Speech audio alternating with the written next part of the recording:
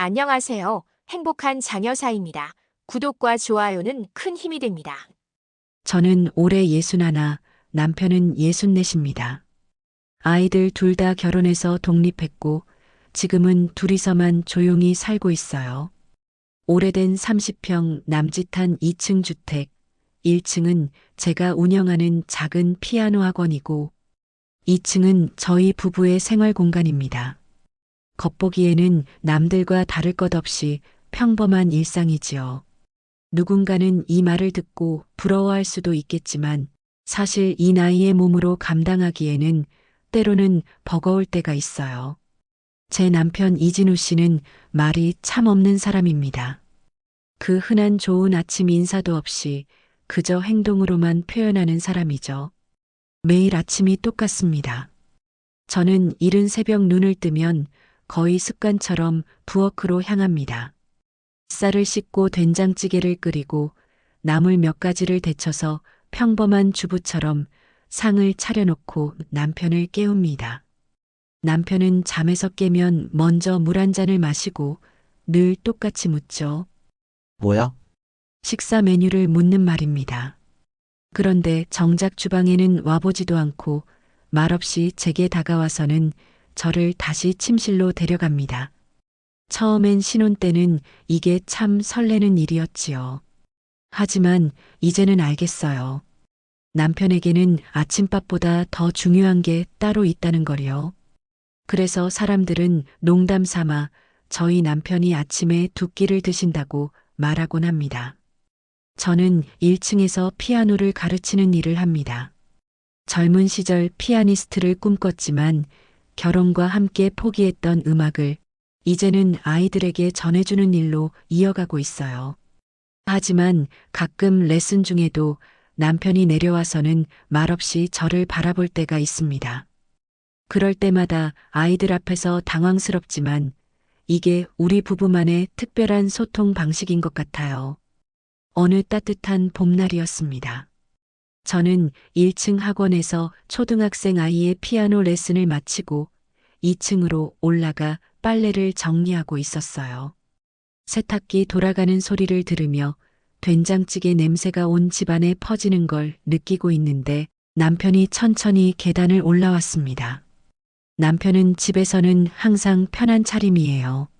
낡은 티셔츠에 반바지 차림으로 말없이 제 옆에 서더니 갑자기 뒤에서 저를 껴안았습니다. 당신 뭐해요? 빨래 다 망가지겠어요. 제가 말해도 대답은 없고 그저 두 팔로 저를 더 꽉 안을 뿐이었어요.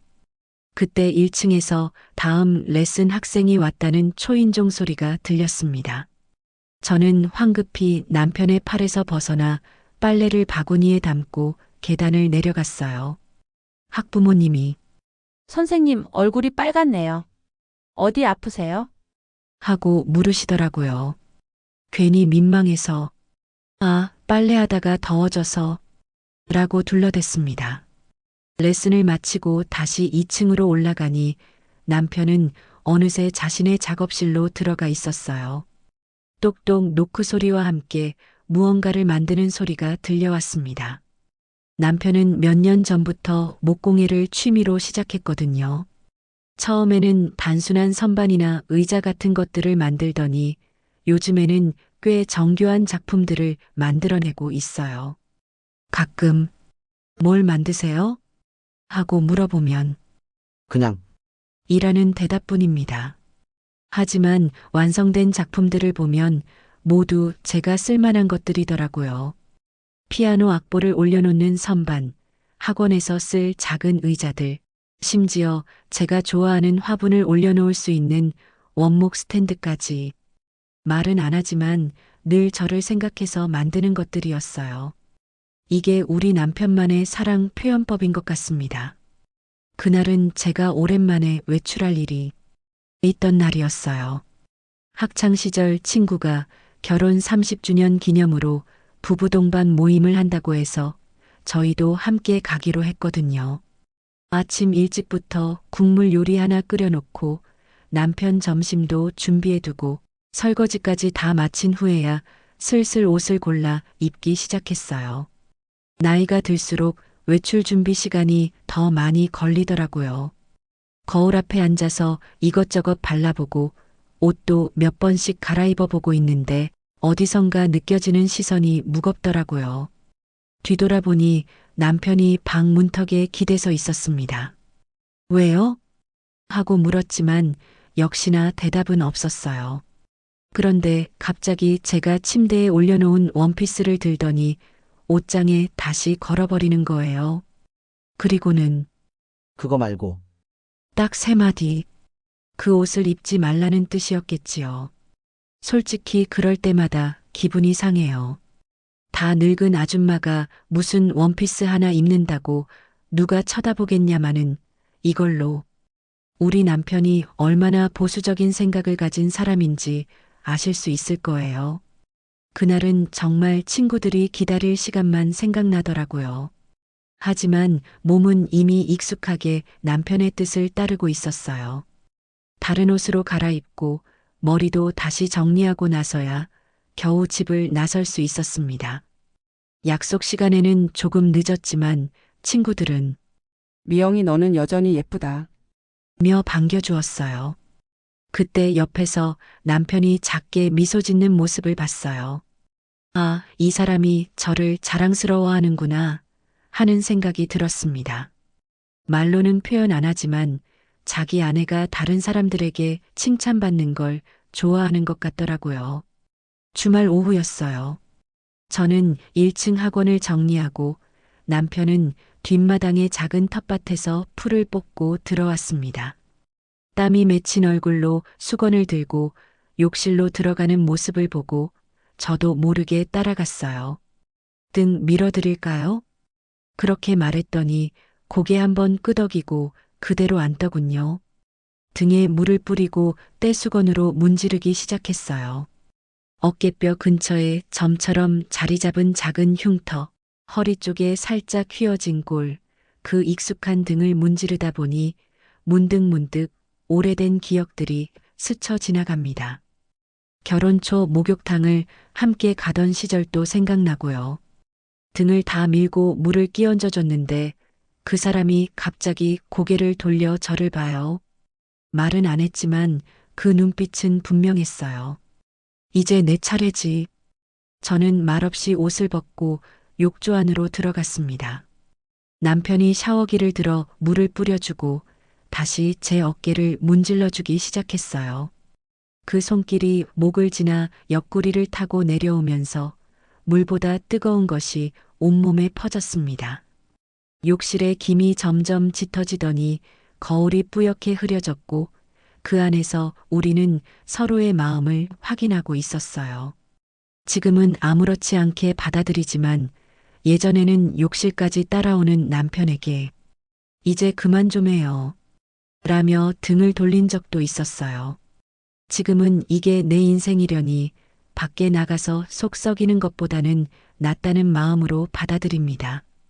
그래도 서로의 몸을 씻어주는 그 시간이 우리 부부만의 대화 같더라고요.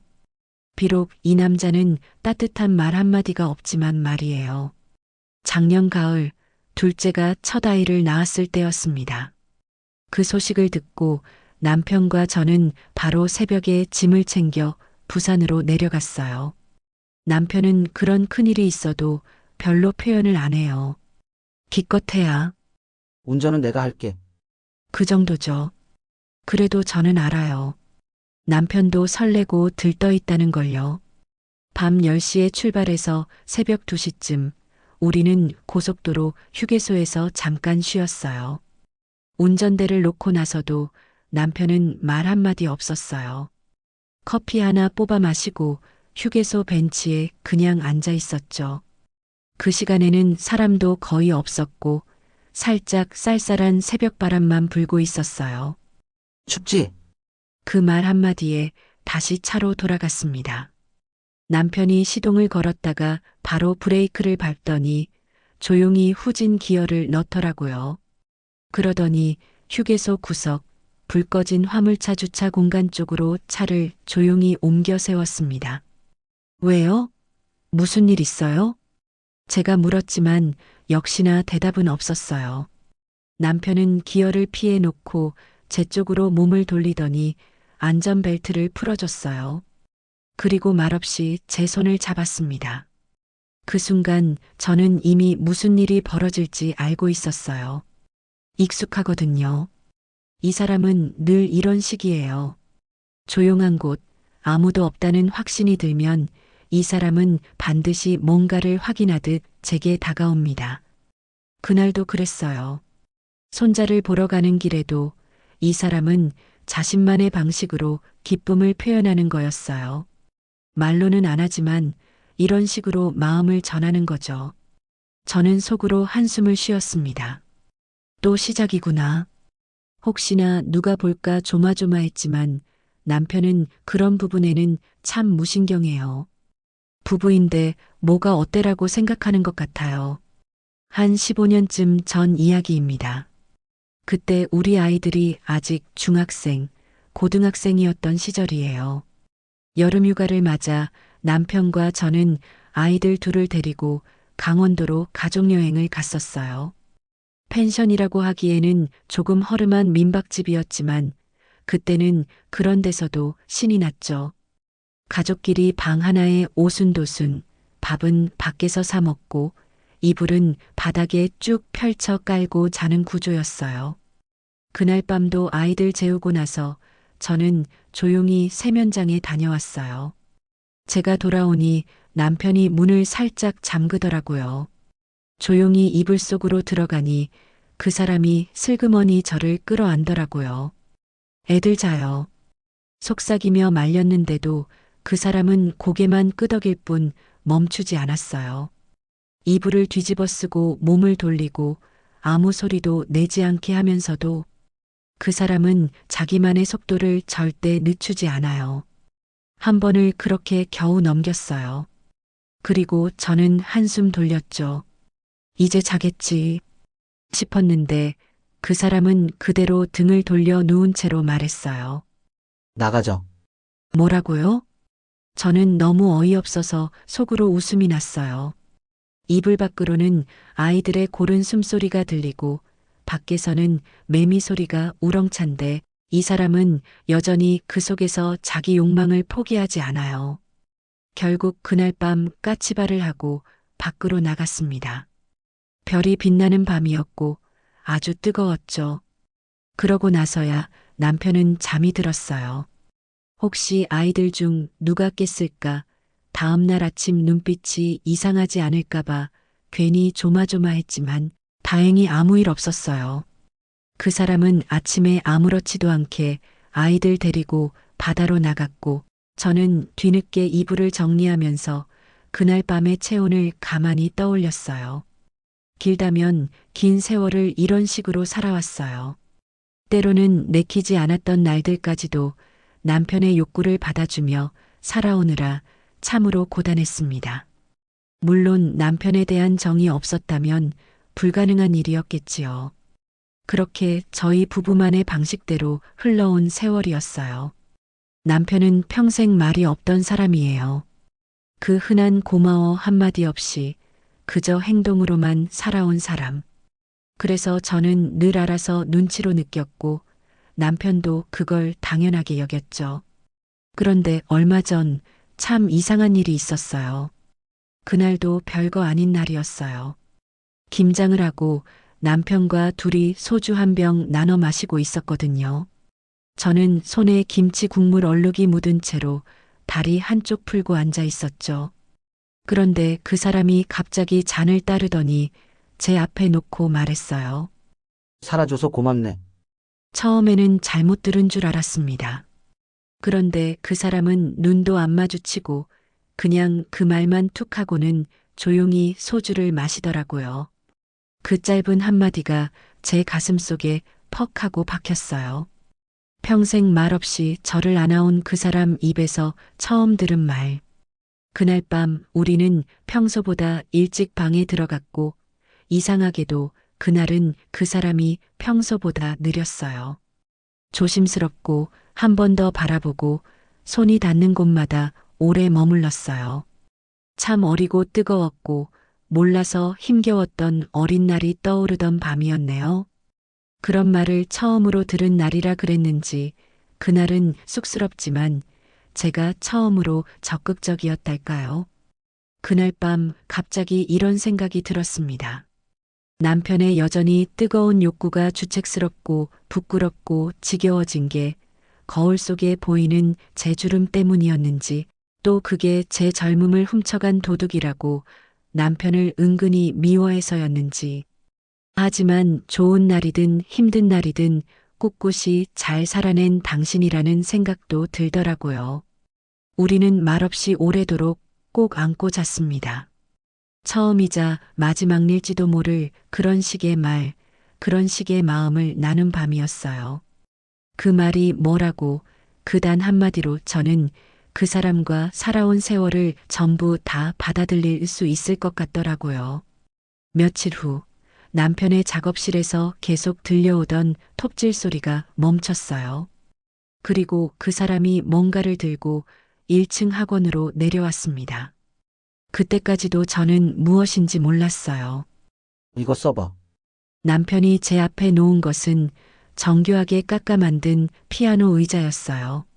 제가 지금 쓰고 있는 낡은 의자보다 훨씬 편안해 보이는 등받이까지 있는 아름다운 원목 의자였습니다. 언제 이걸 만드셨어요? 물어봤지만 역시나 대답 대신 그냥 의자를 제자리에 놓더라고요. 앉아보니 제 몸에 딱 맞았어요. 높이도 등받이 각도도 모든 게 완벽했습니다. 그제야 깨달았어요. 그동안 작업실에서 몰래 만들고 있던 게 이거였구나. 제 생일을 맞춰서 준비한 선물이었던 거예요. 말로는 표현 안 하지만 이런 식으로 마음을 전하는 사람이구나. 그날 저녁 저는 처음으로 그 의자에 앉아서 오랜만에 피아노를 쳤어요. 쇼팽의 야상곡이었는데 남편이 거실 소파에 앉아서 조용히 듣고 있더라고요. 곡이 끝나자 박수 소리가 들렸어요. 뒤돌아보니 남편이 환하게 웃고 있었습니다. 좋네. 딱 2글자였지만 그게 제가 들은 남편의 가장 긴 찬사였어요. 이게 우리 부부의 이야기입니다. 말 없는 사람과 말없이 살아낸 나날들. 그래도 그 사람은 단 한 번의 말과 손으로 만든 선물로 제 마음을 전부 데워주었습니다. 때로는 말보다 더 깊은 사랑의 언어가 있다는 걸 이제야 알 것 같아요.